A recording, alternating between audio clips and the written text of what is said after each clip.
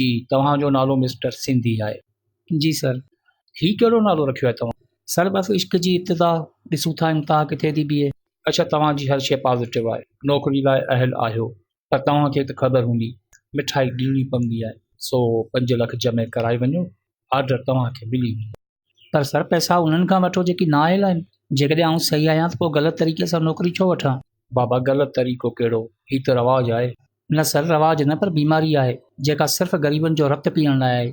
बाबा नौकिरी मुफ़्त में कोन ॾिबी आहे। पर सर नौकिरी पैसनि ते बि नाहे ॾिबी। सर तव्हांजी पघार घणी आहे? 1,08,000। छो?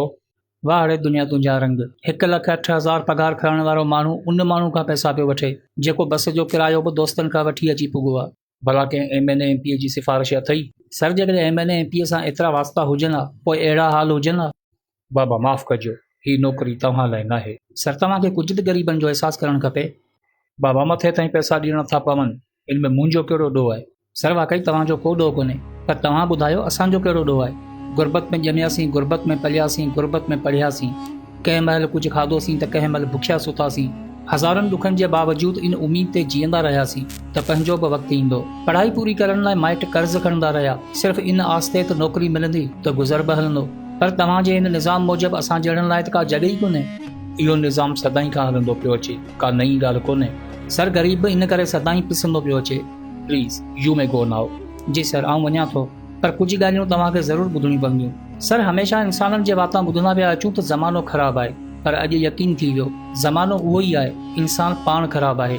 इहो ई निज़ाम हलंदो रहियो त रस्तनि ते रुॻो कुत्ता हूंदा, माण्हू वरी जंगलनि ॾांहुं रुख कंदा। 71 सालनि में कुझु तब्दील इन करे कोन थियो जो असां लालच जी हवस में एतिरा त अंधा थी विया आहियूं जो असांखे पैसे खां सवाइ ॿियो कुझु ॾिसण में ई कोन थो अचे। यादि रखो सर, जिते दिलि हूंदी आहे उते अहसास बि हूंदा आहिनि, ऐं अहसास जी छांव में अक्सर ख्वाब जनम वठंदा आहिनि। ज़रूरी नाहे त ख्वाब ॾिसण वारो अमीर ई हुजे, ग़रीबनि जे झोपड़ियुनि में बि ख्वाबनि जा रक़्स हलंदा आहिनि। असांजो हर इदारो क्राइसिस में इन करे आहे जो क़ाबिल माण्हू मज़ूरी पिया कनि ऐं नाअहल जाहिल माण्हू उन्हनि जा हक़ मारियो वेठा आहिनि। तुंहिंजे चवण ते निज़ाम कोन हलंदो। सर अहिड़े निज़ाम जे चवण ते असीं बि कोन हलंदासीं।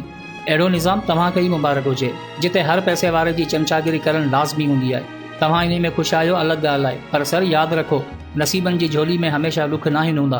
कॾहिं ग़रीब जो बि वारो ईंदो, पोइ तव्हांखे अहसासु थींदो त ख्वाबनि जा लाश ॾिसी दिलि ते छा गुज़रंदी आहे। सर ही नौकिरी तव्हां पैसनि ते ॾेई छॾियो, पर दुआ कजो वक़्तु फेरो न खाए।